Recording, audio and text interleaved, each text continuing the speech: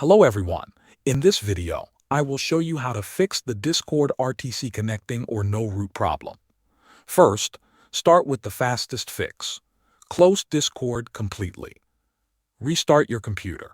After that, unplug your router from power. Wait at least 30 seconds. Plug it back in and wait until the internet is fully back. Open Discord again and check your voice channel. This alone fixes the issue for many users. If the problem is still there, turn any VPN off if you are using one and restart Discord. If the voice still does not connect, we will flush your DNS. Press the Windows key and type CMD. Right-click Command Prompt and choose Run as Administrator. In the window, type ipconfig /flush DNS. Press Enter. When you see a success message, close the window and restart Discord.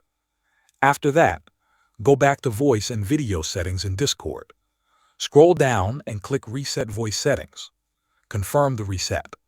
This will return all voice options to default. If none of these steps work, reinstall Discord. Uninstall Discord from your system and install it again. After following these steps, the error should be fixed. Thanks for watching.